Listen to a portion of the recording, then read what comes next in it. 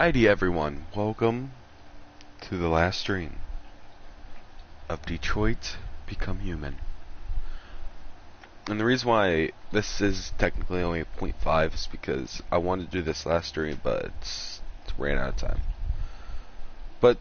And also because I'm only going extras, and because I'm not really doing gameplay. But this will be the final stream, and that's when we finally just view the extra menu with our 20,000 points that we have accumulated over the course of one gameplay. And for this one, try to do stuff. I'm just wanting to take a look at videos, artwork, and maybe the other three, but and gallery, but still. I wanted to take a deeper dive into how they did these things in this game, for one. And also talk about to you guys the future of where this channel is going to go. In time, at least. I gotta pop up the stream on my phone so I can read the comments.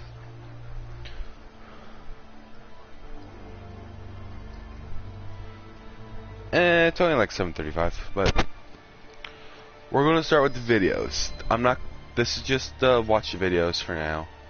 I'm not actually going to talk about anything right this second. I just kinda want to watch all the videos. So I'm gonna buy all of these.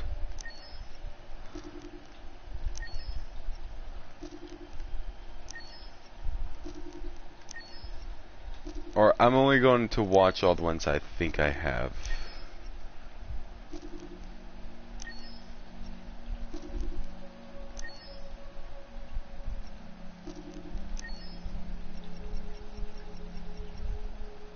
Alright. I'm gonna start with this one. Prototype running in real time on PS3. PS3?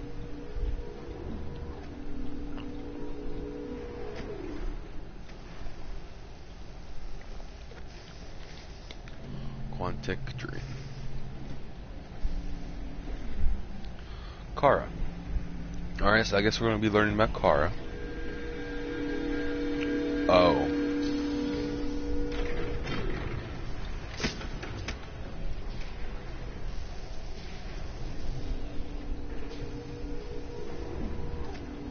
Can you hear me?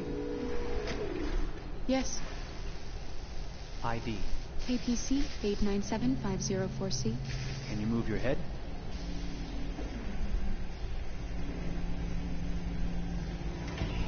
Your eyes now.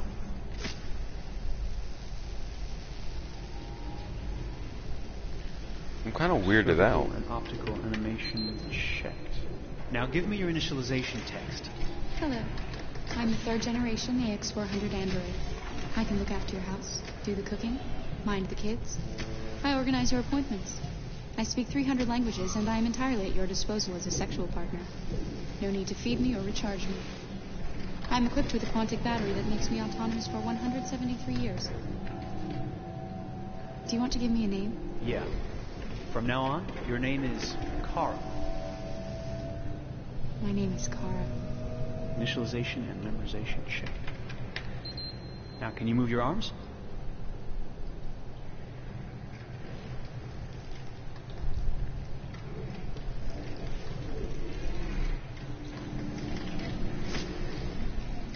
Upper limb connection checked. Now say something in German. Ich bin eine AX400 Android dritter Generation, erschaffen als Oh, that's persönlicher something. Assistent und intimer Beziehungspartner. Say it in French. Je suis un androïde de troisième génération AX400, conçu pour être votre assistante personnelle et votre That's personnel. legitimately French because you Okay. can tell by the Now sing something in Japanese. SHs.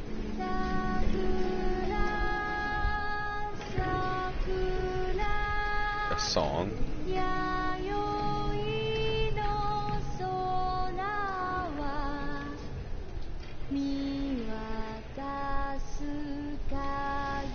I'm weirded out in so many different ways. Multilingual verbal expression checked. Go ahead, take a few steps.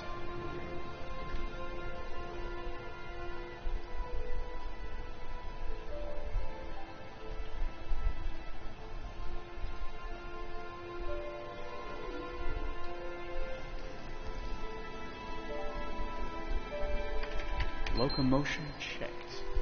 Great. You're ready for work, honey. What's going to happen to me now?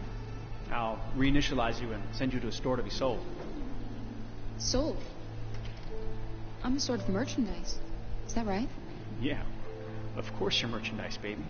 I mean, you're a computer with arms and legs and capable of doing all sorts of things. And you're worth a fortune. Oh, I see. I thought... You thought? What did you think?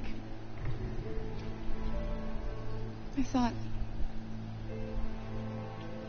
I was alive. Shit, what is this crap? That's not part of the protocol.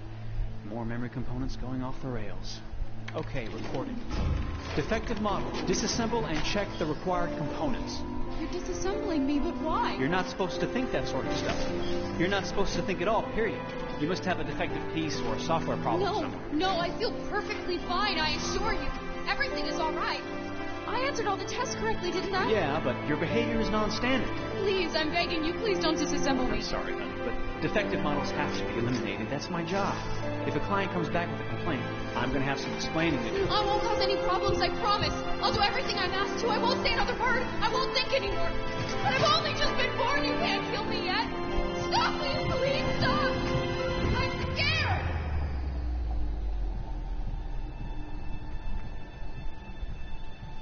I want to live. Begging you.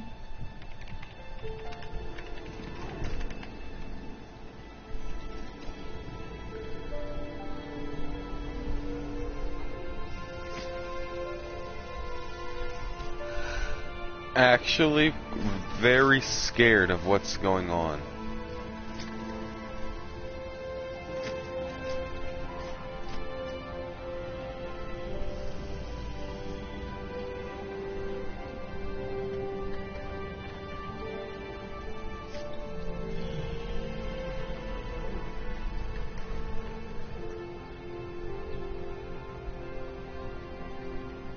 Go and join the others.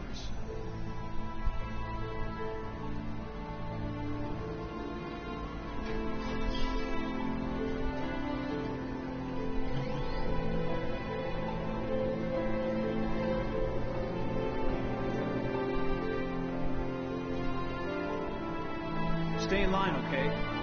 I don't want any trouble. Thanks.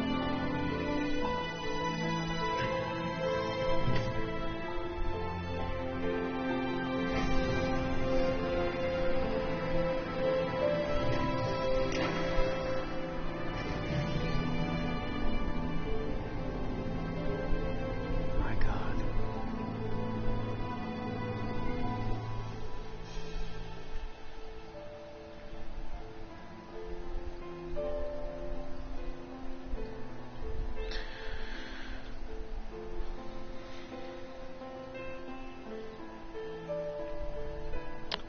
I guess that's in that one greatly disturbed me. So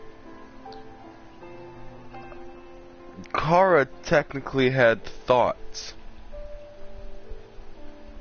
from the beginning, but was forced to hide it because she didn't want to get deactivated, and the dude basically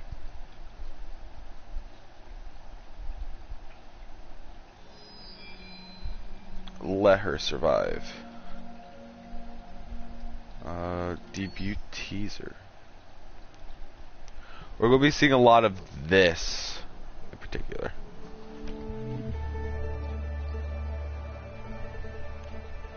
No, that's not your sister Detroit. Toaster. You're a toaster, not an android. This is where it all began. The world's forge. The place where it all started. And it will all end. One error, and I came to life. My stepped out of the darkness, and I opened my eyes. First there was the fear, the light, the noise, the cold, and the fear again. I could feel my hands shaking, my heart pounding in my chest, life running into my veins. I wanted to live. I fought for that. Oh, so I guess this is the I had to find out what was outside. like the revamped see version. Feel sunshine on my skin, wind on my face. Of Kara. To see the world, the colors, the smells.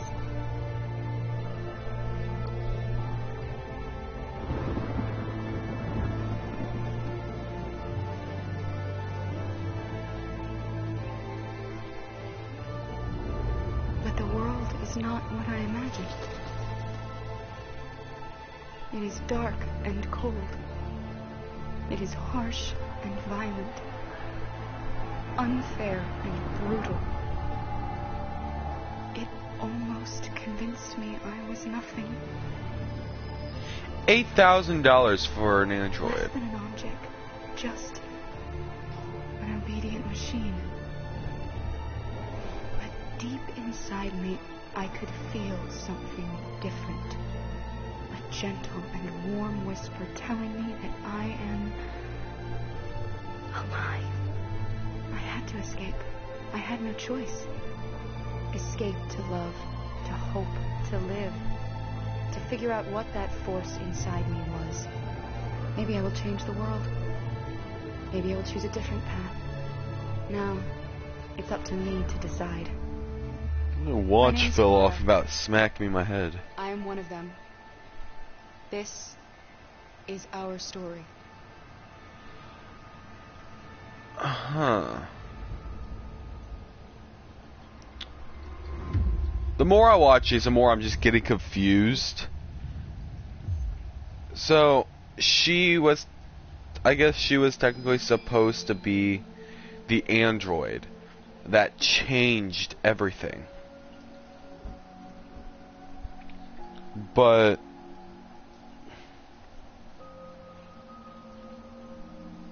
I guess they didn't want to do that. That's why they added the other two.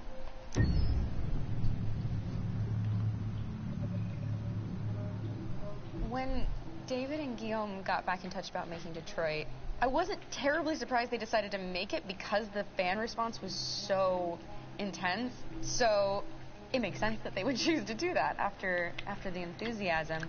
It was a challenge, and it was just an interesting thing to get my head around. Hey, look, it's Kara. How to approach this character now as a different, much older person, and whether or not she had changed. And I'm very happy to say that with Detroit, I've had the opportunity to see Kara grow so much more than I ever expected. You do the housework, the washing, you cook the meals. So it's not actually animated, or it is, but it's computerized with the actual people, because each of those probes are basically in facial very, expressions. not robotic, but android, other way, and getting to take this journey where she becomes more and more human as it goes on. And as an actor, that's a wonderful exploration in every way, whether it's how she sits, her posture, how her voice changes, how Dakota, I emotions swear, change, quit and how much texting me. emotion is based on things like empathy and social experience. And so having, as much material as I got with David to have this huge, nuanced arc was really incredible. Why couldn't we just be happy? This experience has been quite different than the experiences I've had shooting film or TV or doing theater work. I have 83 dots on my face and really, really flattering black wetsuit type thing, and you're jumping around with props, and it's kind of like being a 10-year-old imaginative kid, which is fun. There's 80 cameras around us. It's already lit, so we just shoot and shoot and shoot and shoot and shoot. There's no change of sets. There's no hair and makeup. There's no wardrobe. So we move really fast, and we'll go through about 35 pages in a day. Working in TV or film, we'll probably do 6 pages a day. It's kind of acting boot camp. It's like working out constantly. I mean, you're doing this thing, and Our then boy you gotta do something Connor! that's completely other, back to back to back. And so that kind of process of working is very challenging, but it's also very exciting because you just have to keep coming up with new ideas. And your head goes all over the place because you're trying to keep track of basically 4 different storylines for each different response. You shot that girl, for fuck's sake. It was a machine that looked like a girl. Yeah, I know what I should have done. I just told you I couldn't. All right, I'm sorry. The fact that David Cage, he's telling like... Oh, that was if you shot her and what if you didn't shoot her. It's super complicated and super impressive, and I have no idea how he keeps it all in his head. He's not just the writer or the director who's seeing this from the outside eye. He's also thinking about the player walking through this space. You know, only somebody who really, really loves not the work, but like these characters and these stories and cares about doing something meaningful would invest that much in it. And it's always inspiring to work with somebody who cares that much. My experience with motion capture is this one. Carl! And I found it sort of terrifying in a way, because they said the computer's going to build you. But then, as we got into it, I realized all the elements of it were still artistic. I just dipped into a really brilliant setup here. I've never seen anything like it. And this won't turn me into a product because I was playing a character. So, it's wonderful. In the game, Detroit comes back because of a revolutionary industrial... It's our boy Hank! And there's no reason why that can't happen in Detroit, because they have such tremendous infrastructure for millions and millions of people who can very easily support, you know, a new industry. The city is really strong and resilient, but the city has also been through so much. You see the damage, but it takes that time of kind of rebuilding and reinvesting into the city that I think is happening slowly but surely. The potential of Detroit as a city is something that this game does a lot of justice to, because it would be easy to look at Detroit as some place that used to be, and that's not the case. This game provokes a lot of conversation and reflection on our potential near future engagement with machines. That's what we are to them. There's merchandise on display in a shop window. I think that a group I feels understand it now. marginalized feels like they deserve and have earned Let's access say something to after. themselves and the environment around them, and are trying to figure out a way to articulate how to get freedom. What was I designed to be? Their slave? Their toy? It plays with your comfort levels. You think that this is fine, you're comfortable with it, until something blurs the line and throws you off, and now...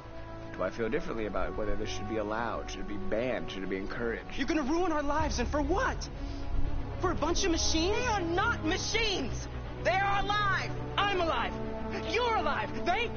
They're nothing! There are lots of comparable comparisons to any type of persecution of religion, race, etc., dating way back.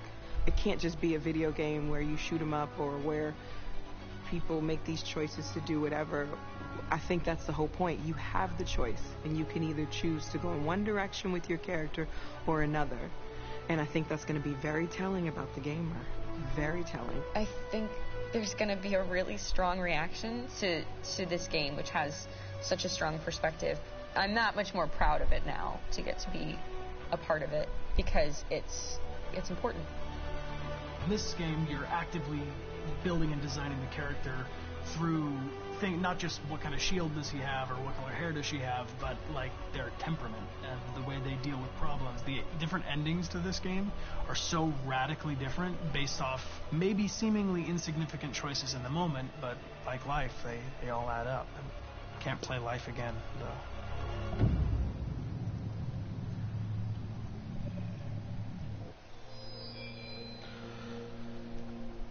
So, what I was going to say, so, it's just kind of what I figured out, but the androids in the game look similar to the people in real life because of the dots on their face and the tracking. And for it to work perfectly with the androids in the game, it has to mimic basically your facial structure and how it moves. Okay, next.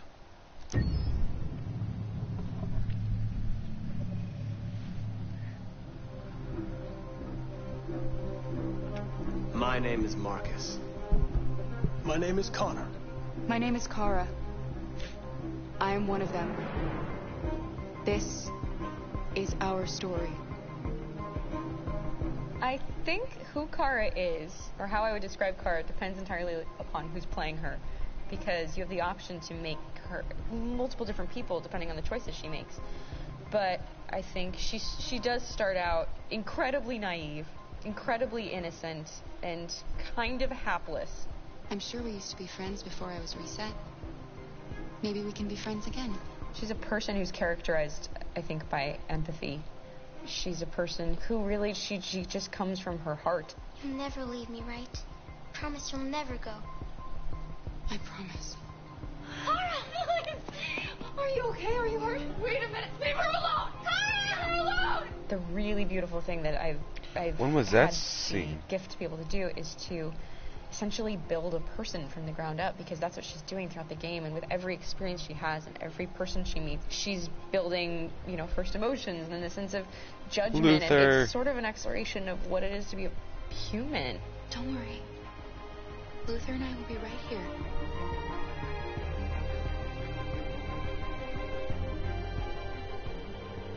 David and the creators have painted a really intriguing and engaging picture of a near future where we rely upon androids for a lot of our service class business, the class that serves us, that helps us, that handles our baristas and our drivers and our housemaids. And what is humanity, where we tap into it, how and why we treat each other the way that we do. And my character Marcus has a really intriguing journey, becoming deviant, realizing that he actually has feelings and human qualities inside of him, and it's a really incredible ascension into becoming fully realized and coming to terms with what you actually deserve better than this in life. And not only do you want it for yourself, but you want it for your peers. We've come here to demonstrate peacefully and to tell humans that we are also living beings. All we want is to live free. You know what? This thing, Dad, is not your son. It's a fucking machine! I think that a group that feels marginalized, feels disenfranchised, feels like they deserve and have earned access to themselves and the environment around them, and are trying to figure out a way to articulate how to get freedom. Connor is analytical. Connor takes things literally. He starts in the beginning place where he's very mechanical. He feels nothing inside, of course, and it's all just a system, a protocol that he is executing to get whatever he wants to happen, which is help humans stop deviants and to find the link between deviant androids. You were designed to serve humans, not kill them! What was I designed to be? Their slave? Their toy? Just say, I killed him! Is it that hard to say? Stop it! Stop! But of course, over the course of the story, and depending on the player's choices, Connor can grow in many different ways. He can deviate from that procedure or not. Moment of truth, Hank. Am I a living being? Or just a machine?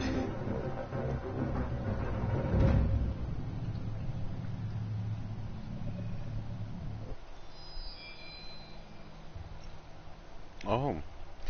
I don't think I've ever actually experienced that scene.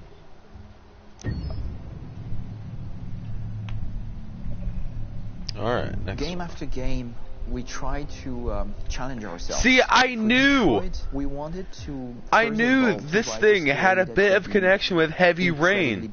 Bending, which means the most... Because some of the elements that we've to me seemed exactly like Heavy Rain. We wanted really the player to have the possibility. Oh, so this is the final stream? Journey. When you're writing a and we're just going through all the videos that they've created when you're working in television, for this game you'll put and the development of the game.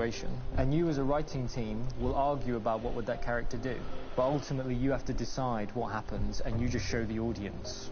What's interesting about interactive drama is you bring the player into that conversation, and it changes your job slightly as a writer, because your job is to provide a narrative context in which the player can write his own story. You're giving him this kind of narrative Lego that he's going to snap together into his own shape. You also have the ability to make your audience attach themselves to your characters, because the audience is in some sense responsible for what happens to the characters. It's just a few cans.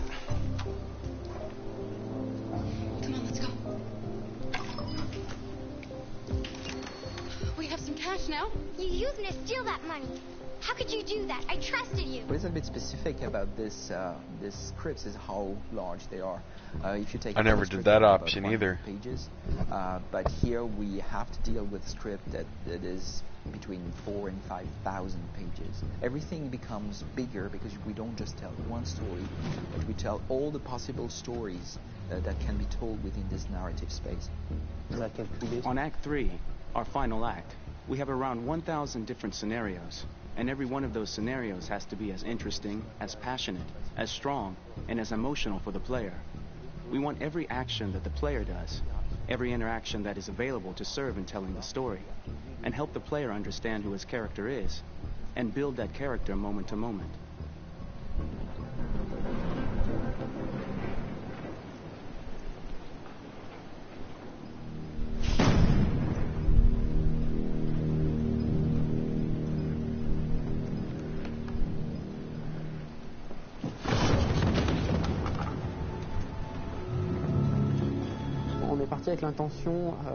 We started with the intention pretty early on that we would never lie to the player. So we implemented a visible tree structure in the game that players can consult during a scene or at the end of it, which shows exactly what they did and what they missed. There are games out there offering world exploration. We offer narrative exploration. You know, keeping control of such a wide and large story is a huge challenge. So same thing when you shoot with actors, because you will need to shoot many different versions of each dialogue, of each scene. For actors, it's a huge challenge. Because of the style of the game, you have so many different ways that the character can go. Every decision, it's what I call kind of choose your own adventure. Like every decision that the player makes, it's going to open up 40 more pages of material and experience that ties in, which means as a performer, you have to try to continue to make things feel real that the player might not ever see, but also that in performance it's not always connected to a previous act. It's grueling, it's hard work, but it's a great team and I enjoy doing it. I was really frustrated. I was until I got to this point where I kind of was able to step outside of my own experience and even in a lot of ways my own process and be able to step outside of that and okay, this is something new. What do you need? How do I meet you there? How do I give you what you need and still feel like I'm doing what's right? And once I did that, then all of a sudden it got really fun. It was much freer and having to approach it in a new way and think about the player and think about how it serves them and what I'm doing for them or what I'm letting them into. It's really, I think, helped me grow in general. Remember, there's nothing on the left. That's all. So it's probably all there. And then make her come first, close. But I think you would go first to check that it's safe. Okay, sure.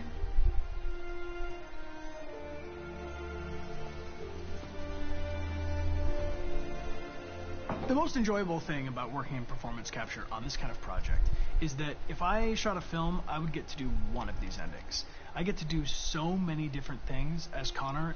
Your head goes all over the place because you're trying to keep track of basically 4 different storylines for each different response. What's the name of my dog? Buddy? Scout. I think it's Jack. I can't remember. So I worked with physicality a lot because it was a good way to anchor myself in these different rings of the tree as the story grows out. I know where that is physically in my body, and then I can switch more continually on set, and it'll be entirely up to the player to determine what order those things come out and what they look like from a distance. Like if you're playing through it, the culmination of all of that will be their version of Connor. I'm faster than you, and I don't feel pain. You don't stand a chance against me. Listen, asshole. If it was up to me, I'd throw the lot of you in a dumpster and light a match to it. Shooting action scenes at Quantic Dream is a real challenge because these are scenes where the storytelling has to continue. It's not an action scene just to have a dose of adrenaline. The stunts have huge consequences on the rest of the story. It's really a moment where we implicate the player and tell him that the choices he makes during an action scene will have a direct impact on the evolution of his story. My biggest challenge on Detroit has been managing the large number of animations that we received from motion capture. Detroit features more than 37,000 animations, which is a huge amount to handle on a daily basis. Donc il faut prendre conscience que you have to realize that the player, in his first playthrough, will miss certain scenes. This also means that we had to think of, conceive, and produce all the potential story paths. The characters' costumes, the places, day or night, the weather. Did the character get shot in the shoulder? Did he get injured? All this consistency forced us to produce a lot of graphic assets in order to, quite simply, allow the player to have true continuity throughout the story. Honestly, we were even surprised by the challenges that come with such a big tree structure, and we did our best to guarantee quality across all the game and make sure that whatever path you choose within this narrative space, you will have an equally good experience.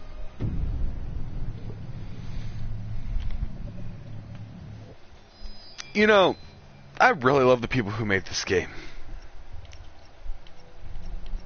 Because they put so much effort into this.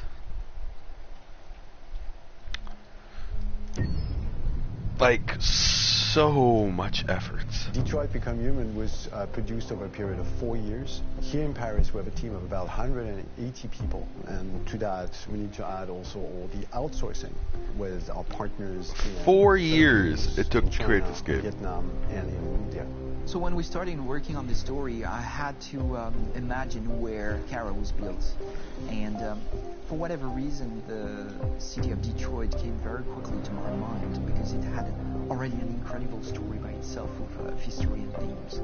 So we traveled there with the team, and we were really moved by what we saw.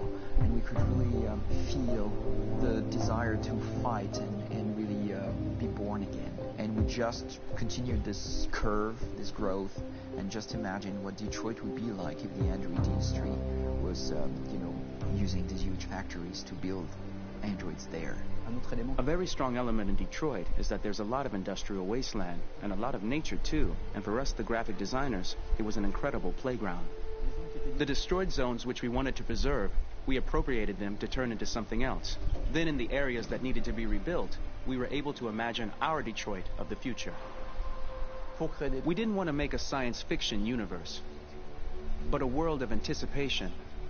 If we chose science fiction, we could have imagined flying cars, extraterrestrials, but those things are very far from our current everyday life. Anticipation is more about gleaning from our contemporary reality, the one we know, because Detroit is set in 2038, and 2038 is tomorrow. The difficulty we had was sticking to reality. That is to say, technology becoming more and more invisible, a lot more elegant, and at the same time, making it visual. So all the computer equipment, autonomous cars, we simply had to invent. They are in fact very technological objects, but at the same time remain very credible and ingrained in reality. To create a cohesive This isn't going to be the most universe of entertaining action, stream, clothing, you and guys. human Just characters as a in reminder. 2038, I didn't want to put an accent on strange shapes, or really vibrant colors, and things we wouldn't know. That I wanted to keep for the androids. The goal was to create something familiar which we can identify with in this future setting. Working on the artistic direction for the androids was a bit special because this is a project about the place they could occupy in the human world. It was out of the question for them to be too beautiful or too perfect. They had to correspond to every social class, rich and poor. Inspired by everyday utilitarian clothes, I brought a modern touch by adding dynamic display surfaces, the armband we can see on the side, the triangle on the front and back, an LED. Like that, there's no confusion. Wait. You're sending an android? All right, ma'am. We need to go. You can't do that. Why aren't you sending a real person? Once we cast the actors, we travel to meet them in order to scan their faces. We record the structure of their face with the scan. And we record the colors and patches of skin with photography. Once we have this information, we will use this as a basis for modeling and creating the characters. The artist will make it more realistic, but will also enrich it. He will propose ideas which we will develop together. Finally, we will have a character with character who corresponds to the project and the world. When the actors come to Quantic Dream, we show them the design, what their image will be, and what they will look like in the game. This extra information gives them another dimension and color to connect with emotionally. It helps them think about how to play their character. Your mission. That's all you care about, huh? You should consult a professional who can help you. Beat it, you hear me? Get the hell out of here! So there are 3 types of shoots at Quantic Dream. Shooting and performance capture, where you capture the whole actor, his voice, his face, and his body. These shoots are obviously done with American actors because the game's original version is in American English. After that, there are the body-only shoots, representing around 250 days of filming, while the performance capture is 100 days of filming. Now, body-only shoots, there are 2 types. There are the action shoots and the technical shoots, which are mo-kit shoots. Mo-kit is when the player controls a character on the screen, and he moves in an environment to explore it. This is of particular importance at Quantic Dream, and therefore we shoot a lot to offer a unique context for each scene and each character. I'm basically just watching the videos of how they made this thing and the development of what's happened. And when all the videos are done, I'm going to be talking kind of personally with you guys and everything. Especially those with big props. When we're just looking at like the artwork of what's in the game.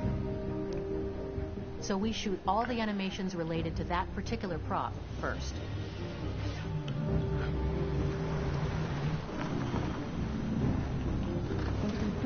The biggest challenge for the mocap team was shooting a Spider-Man mo-kit.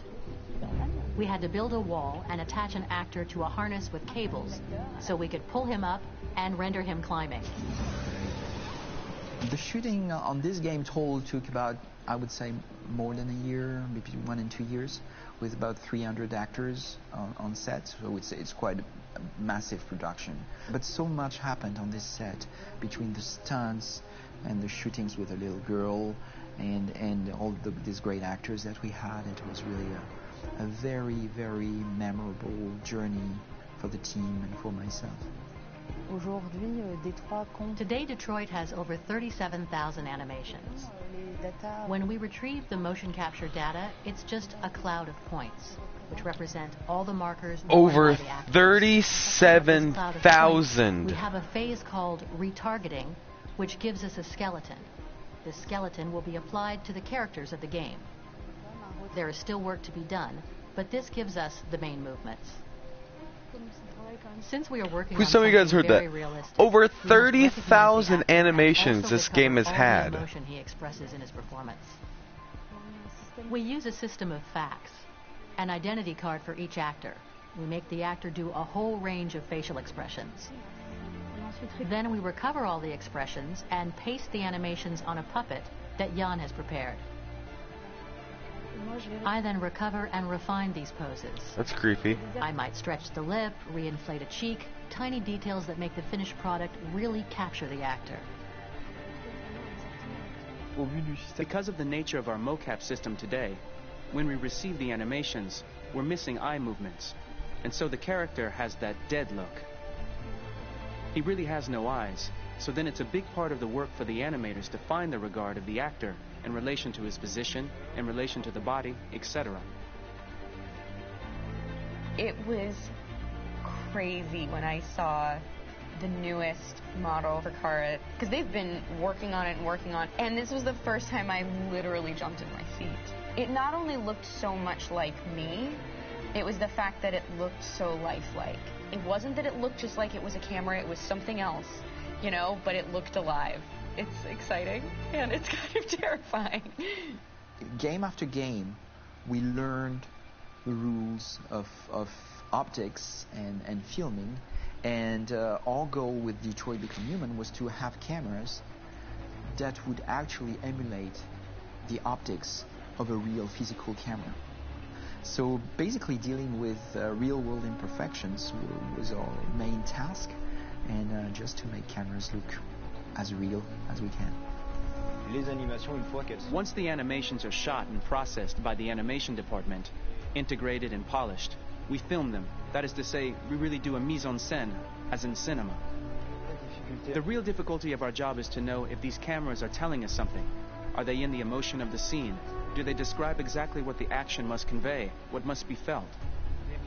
The most important challenge for me was one of the final scenes where Marcus decides to start the revolution and go to the battlefield. Very quickly, we imagined this to be a huge sequence shot. We wanted the feeling of a cameraman running behind us while showing Marcus, the androids who help him, the person shooting at us, etc. Above all, it was necessary to say to oneself, this scene is very violent but does not glorify war. On the contrary, that war is something improbable and absurd. It was really a fun challenge. The idea was to say we have 3 characters. We would like each of them to have a specific cinematography. We wanted Kara to be much more filmed with some kind of handheld camera, to have something very living, very breathing. For Connor, we wanted something very cold and very perfect. And for Marcus, we wanted something epic and spectacular. So it was about the filming, but it was also about the photography. So we worked with a director of photography to give each character a different lighting, different key colors. Each of them would have their own worlds. And finally, we worked with the composers, so they would create a specific sound for each character, so each would have his own world and his own style. Amazing, truly amazing.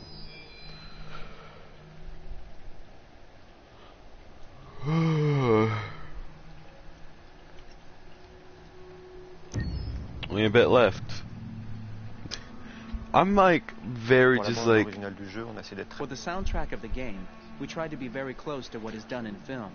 We were I don't constantly know. asking at each place in the game, I'm loving why are we it. putting music I here? love What knowing is it how trying to say? people So we focused the music on build bringing emotion, or which make is a game interactive and supports the that character's art. I'm sorry, honey. I'm sorry.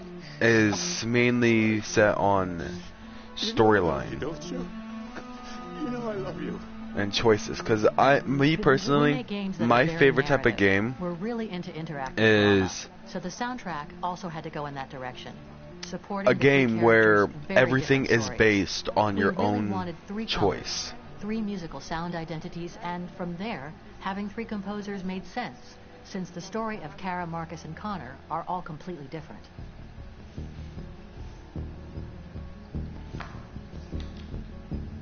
You recognize him?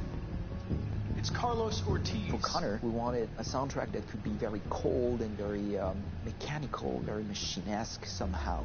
For Kara, we wanted a soundtrack that would be very moving and emotional. It was about the quest for identity, but it was also a journey about love and empathy. And for Marcus, we wanted something epic, something that would really represent the grand aspect of his quest.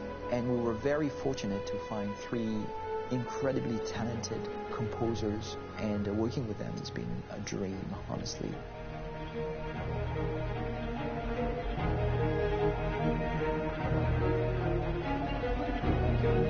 My name is Philip Shepherd, and I'm a composer and a cellist and producer. And today we're at Abbey Road Studio 1, which is my favourite studio in the world. And today we're recording the soundtrack for Kara from Become Human.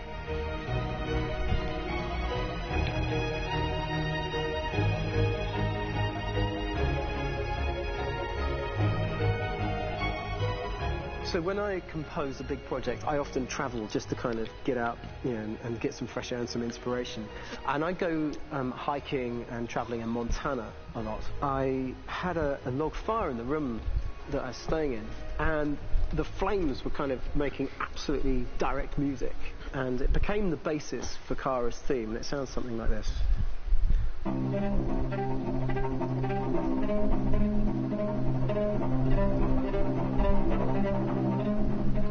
Now, over the top of that, I found a little theme that just seemed to fit over the top, which is taking Kara's name, Kara, and just using like a 2-syllable motif, and it sounds like this. We're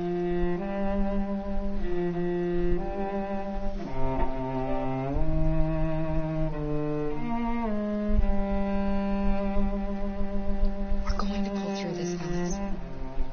As long as we're together, nothing can hurt us. Oh.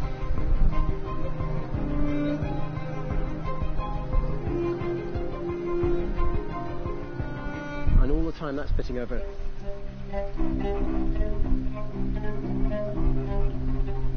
So it kind of works in lots of levels. And in fact, every single theme in the score has one of those elements built into it. And it becomes sort of the DNA of every single tune. Very fascinating. I'm not going to go over the soundtrack, so.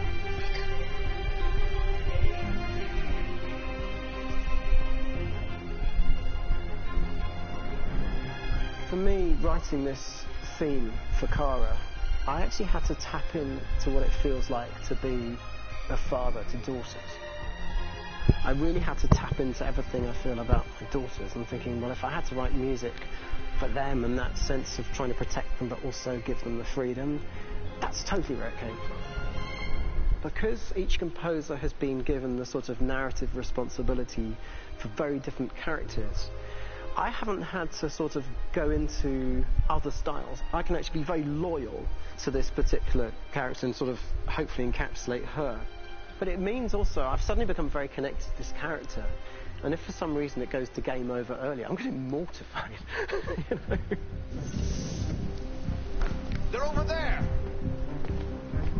Starting a new project for me personally, it's always finding the right tone, finding the right color, I like to call it.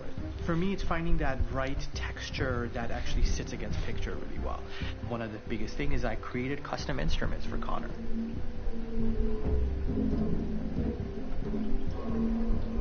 I pulled out all my vintage synthesizers to be able to capture this robotic person, if you will.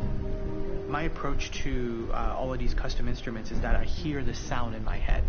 And either I could just come into the piano and just be like, all right, so I'm going to just get on the computer and just create it. I rather be able to play these instruments physically.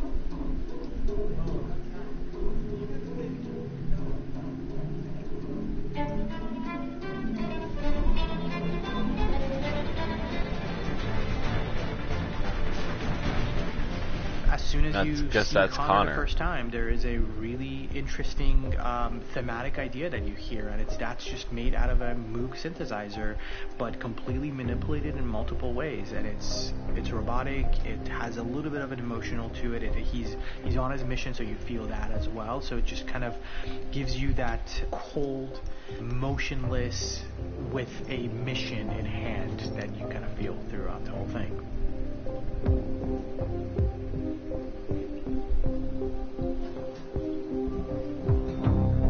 Because the music evolved, one of the things that I was very weary and I was very kind of focused on was the way that the music has to evolve. So my idea behind it was that Connor is a singular android that could at any point become a deviant or could actually stay as an android. So I created a more or less an Connor theme, and then I was able to just manipulate it in different aspects of it. Is everything okay, Lieutenant? Chris was on patrol last night. He was attacked by a bunch of deviants. I'm a human being writing for a robot, and throughout Connor's journey, he meets someone, he meets a partner. So how do you deal with a robot feeling? And I've met a partner that I'm going to work with, or all of a sudden he sees a dead body. Does this robot have an imagination? Does this robot have a feeling? And if yes, how do you translate that into non-emotional music? So it basically at any point I was just like, I can't do this, and then I just do it. Property was damaged and fires continue to rage in several major districts across the city.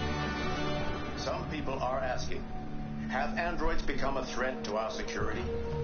When I first started really digging in on Marcus, the one thing that I really tried to capture was the transformation process. You know, Marcus is this android that evolves over the course of the game and really goes from kind of figuring out that he's more than just an android. You know, he's starting to develop kind of a human soul in a way. Try to imagine something that doesn't exist, something you've never seen. Now concentrate on how it makes you feel and let your hand drift across the canvas.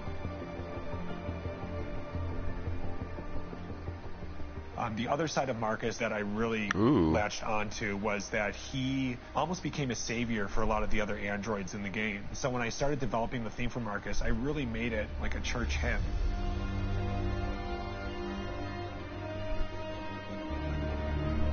So, I wanted it to be very simple. Marcus is supposed to be known as, or have the tough thing with that is it had to put be forth recognized. of If a I made savior it too in this complex game. From a harmonic standpoint, So it Marcus would is be the hard, I think, for savior. people to kind of pick it out and Kara recognize is the, let's say, It's very protective acoustic, mothery derived, type. But it's also been treated with And a lot of Connor is effect supposed to and things be kind of put it into the the space that I felt the sound should be in. determined It can be beautiful. at all it can costs be to do what haunting, he needs it to can be do. Extremely powerful from an action standpoint, and I'm really happy with the way it turned out. The music is there, but it's subliminal and it's emotional, and people are feeling it, and it's not distracting. And that's tricky with a game like this, where you have to have a lot of ins and outs like that, where the music kind of has to get in and out of these moments. This is a war we're fighting with the humans. If we fail, they'll destroy us. I think the game's been put together so well where I just wanted to make sure that I wasn't ruining the emotion.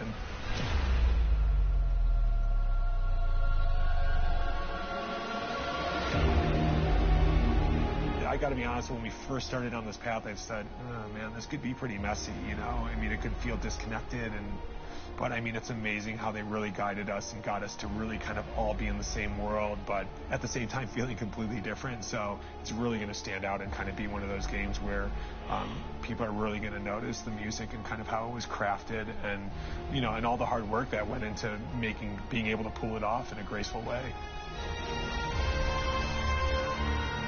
You know, I wish I could play woodwind or brass. And that's the end of that one. Only like 4 more to go. Literally 4. We're gonna meet Chloe though. It's short, or it's supposed to be. Before the story of the game. Oh, that's Chloe. What should I call you? I'm Chloe. And you, what's your name? Oh, John. My name is John. Delighted to meet you, John. Could you tell us a little about yourself and what you can do, Chloe? Of course. I'm the first personal assistant built by CyberLife. I take care of most everyday tasks like cooking, housework, or managing your appointments, for example. And I understand you're the first android to have passed the Turing test. Could you tell us a little more about that? I really didn't do much, you know. I just spoke with a few humans to see if they could tell the difference between me and a real person. It was a really interesting experience. But this is the first time in history that man has created a machine more intelligent than himself. I gather your brain can perform several billion operations per second. Is that right? Absolutely. But I only exist thanks to the intelligence of the humans who designed me. And, you know, they have something I could never have. Really? And what's that? A soul. Oh, I was thinking cognitive thinking.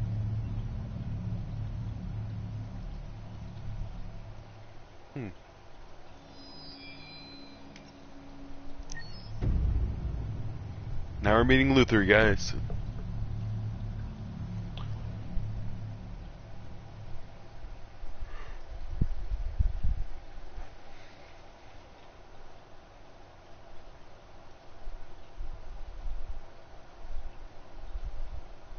Hold on, just a little while longer. Hold on, just a little while longer. Hold on, just a little while longer. Everything will be alright.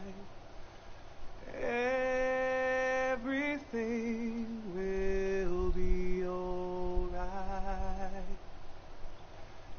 Fight on just a little while longer. Fight on just a little while longer. Fight on just a little while longer. Everything will be alright.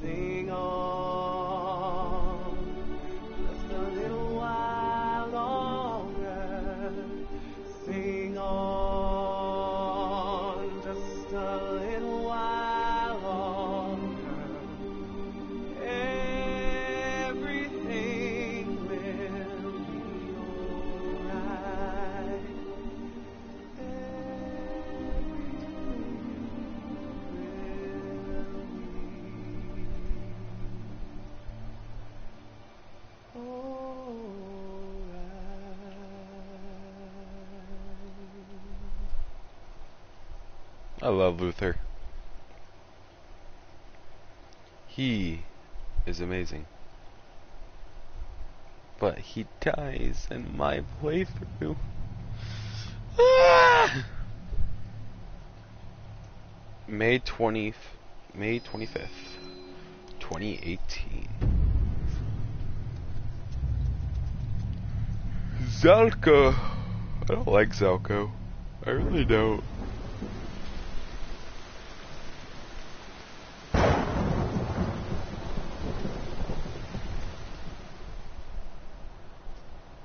Rockabye baby in the treetop. When the wind blows, the cradle will rock. When the bough breaks, the cradle will fall.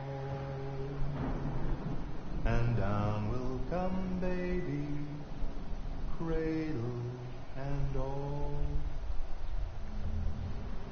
Rockabye baby in the treetop. When the wind blows, the cradle will rock. When the bough breaks, the cradle will fall. And down will come baby, cradle and all. Rockabye baby in the treetop. When the wind blows, the cradle will rock. When the bough breaks, the cradle will fall. And down will come baby, cradle and all.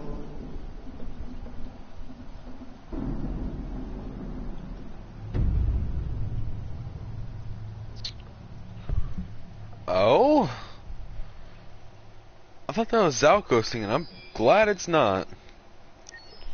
Because no. I don't like Zalko. He's mean to androids. In the space of a few years, androids have completely transformed the world in which we live. By letting androids into our homes and factories, the CyberLife company has made them everyday technology. The founder of CyberLife, Elijah Kamsky, is a very discreet man. Despite being the CEO of the highest valued company in the world and being voted Man of the Year by Century Magazine, he remains a mystery for most people. That's why we at KNC are so excited to be here as CyberLife opens its doors for the first time. Elijah Kamsky, could you please tell us where we are? Certainly, and welcome. We're currently in CyberLife's production center in Detroit, where all models are designed and manufactured. More than 10,000 androids come off the production line every day. Fascinating. Could you tell us what your goal was when you founded CyberLife? Well, I simply wanted to use technology to carry out all of our most annoying and repetitive tasks, so we'd have more time to enjoy life. I imagine you must have faced many challenges. Yes, there were technical challenges. But the hardest thing was to design an object that we would want to welcome into our homes. We had to imagine a machine in our own image that resembles us in every way, that moves, breathes, blinks like us, but yet is smarter and more capable than any human being. Let me show you around. We're here in production unit 4. Could you explain in a few words how the androids are made? Sure, yeah, it's very simple. We use machines to manufacture machines. The removable parts are assembled on a production line, and then we apply a synthetic skin to the whole body.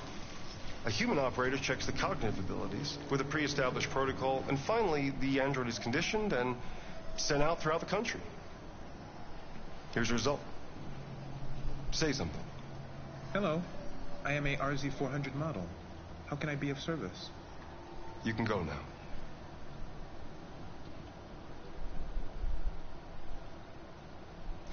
Our androids are already replacing humans in many fields. For example, they represent more than 80% of all university professors and 63% of all medical staff.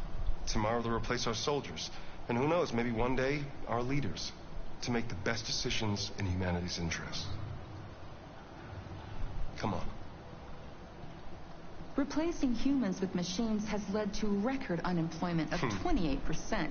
What do you think about the situation? Okay. The first steam engines also caused an increase in unemployment. But no one today would imagine turning back the clock. Artificial intelligence makes everyday lives easier. Nothing can stop progress. What's happening here is inevitable. These days, more and more people choose to live with an android rather than another human being. Does this development worry you?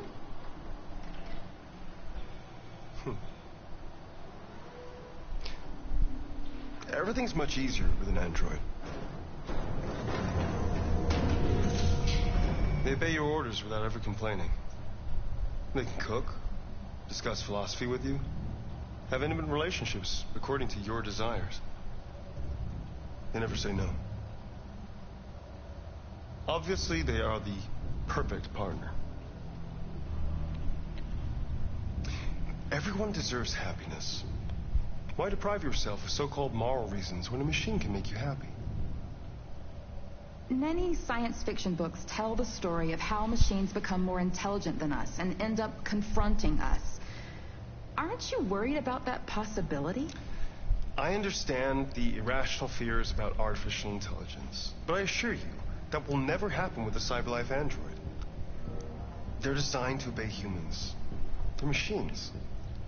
They can't ever develop any sort of desires or form of consciousness. Are you sure? I'm absolutely certain. You can trust me. And he lied. Because he specifically said there is always a back door in all of his programs. Alright. Nope, not videos again. Artwork. Okay. Give me 1 second. So, I'm now actually going to be talking to you guys. Kinda personally. After I'm done buying all this crap. How much is it? 300 piece? Okay. Not that much. Alright. So, how do I go over? Okay. So, with the future of my channel. This is when I'm going to be truly talking to you guys, okay? But, with the future of this channel, and how this channel is going to be going out.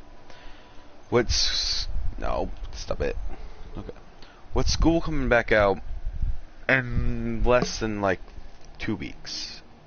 19, 2, 3, 4, 5, 6, 7, 8, 9. There's only 7 days left until I go back to school.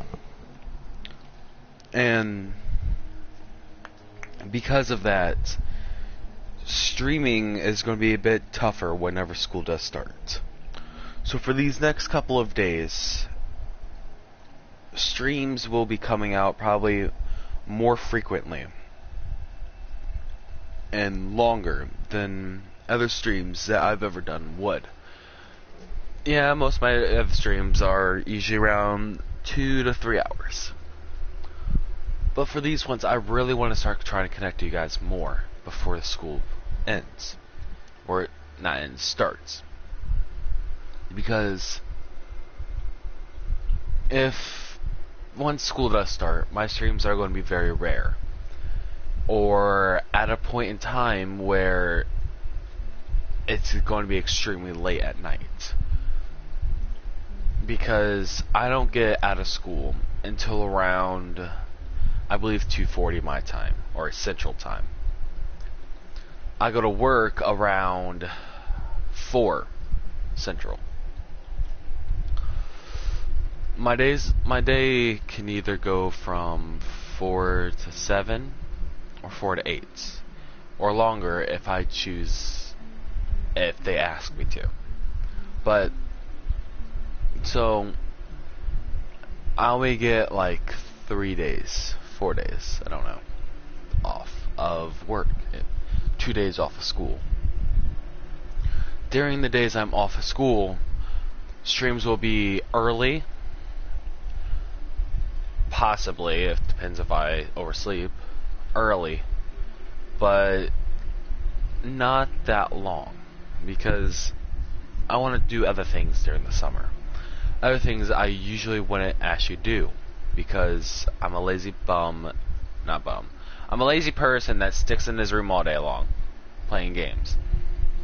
And the more I play games, the more I will just become distant of my own gaming system.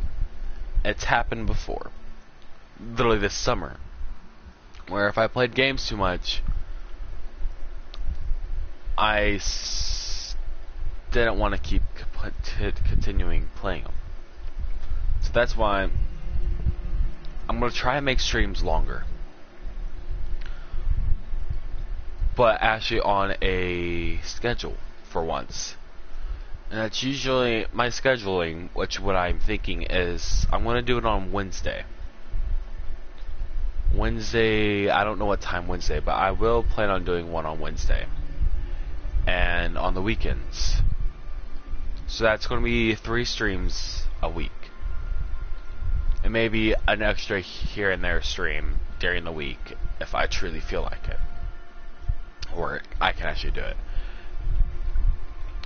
Now, with school coming back out, I'm going to be trying to do videos on my channel. Videos I normally would never do because I'm usually streaming. I do a video here and there, but it's more like I can't edit my own videos. That's why I stream, because I don't like listening to myself. So when I stream, I can't rewatch my streams. Or even when I have my stream pulled up on my phone, the video is paused, or the audio is completely turned down, so I can watch the chat whenever it's not pulled up on the side of my screen. But I'm going to try and do a couple videos. It's not going to be guaranteed though. The videos will have like no consistency whatsoever. It's just if it might help on some days for me to get a video out instead of doing a stream. And on those days, it's still going to be the same thing. It's still going to be me playing with my friends or me messing around on a game. But that's the content, or the schedule part. Is I'm going to try to do it every Wednesday, Saturday, and Sunday. Now, for the games, I'm generally going to be starting to play more. There's a couple games on my channel that's already Call of Duty, Overwatch, Minecraft, and I think that's all. That's really on my channel that I play consistently.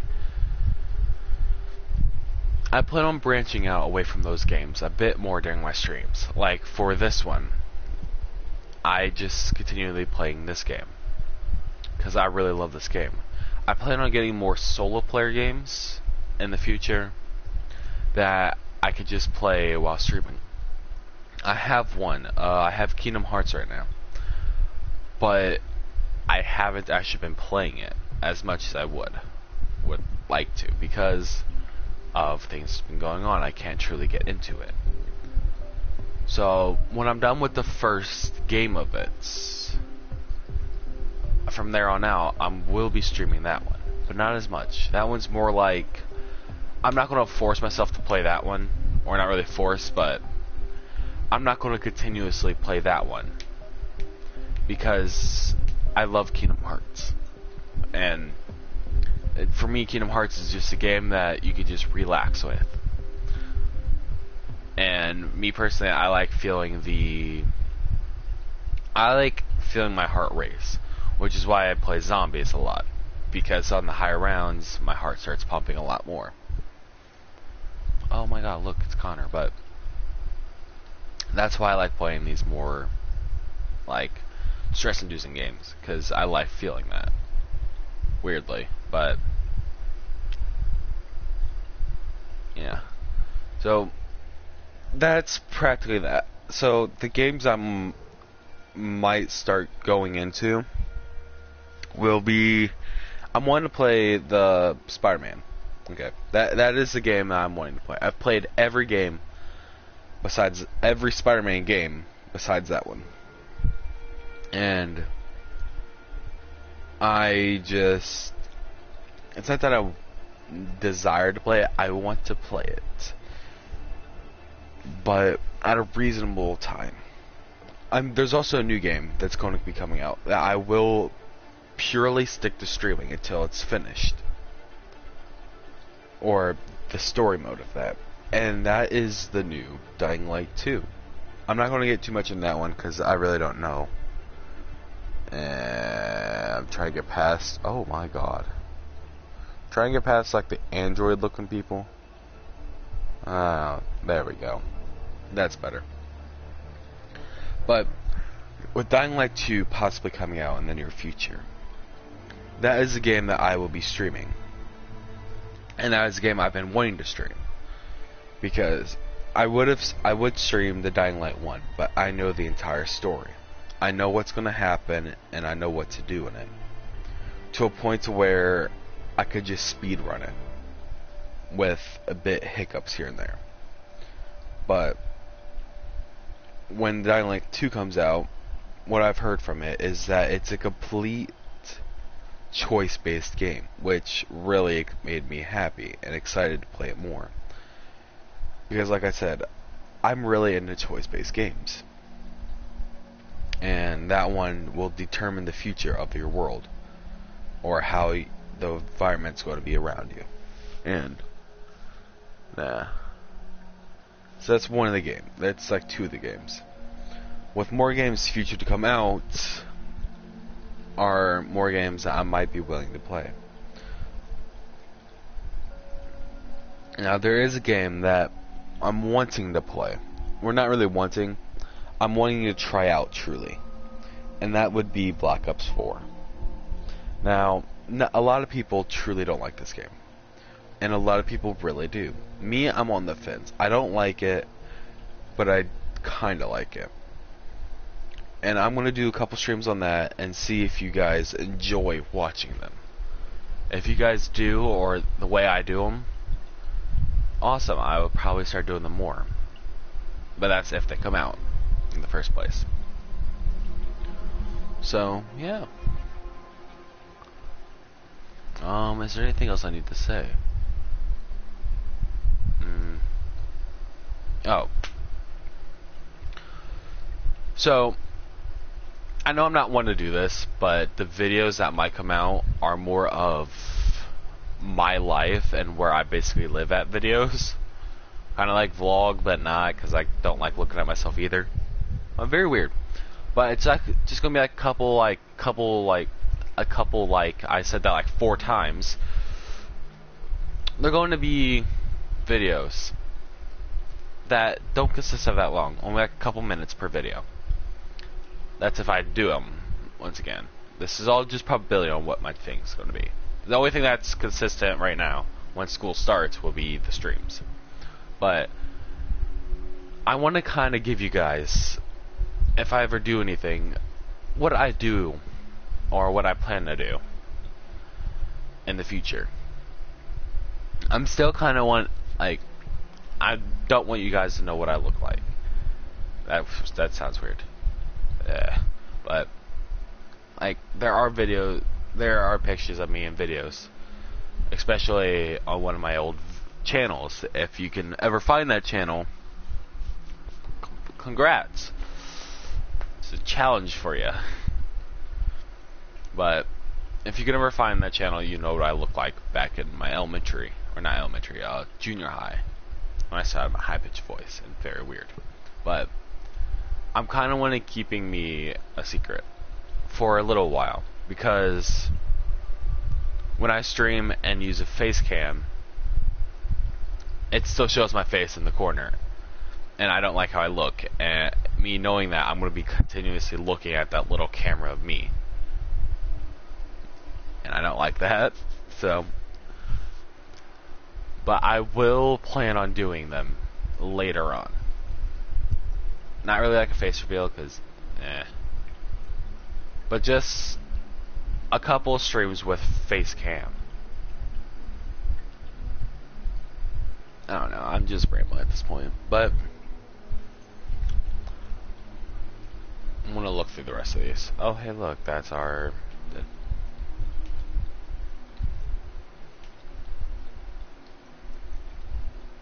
So I guess that's how Alice was supposed to look like in the start, and then she just...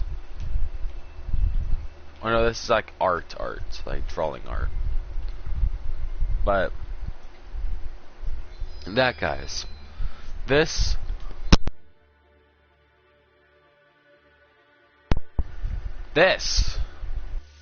will complete and forever complete the Detroit Become Human stream. Gameplay and everything else. I am very delighted that you guys are here. And that has stuck through here the entire time. So, I thank you all. And this will conclude the stream. I hope you have enjoyed. If you have, make sure you hit that subscribe button for future content. Shoot the little bell for notifications on future uploads or streams that I'm going to be doing. And this is Wolfboy, and I'll see you all in the next live stream, guys. Goodbye.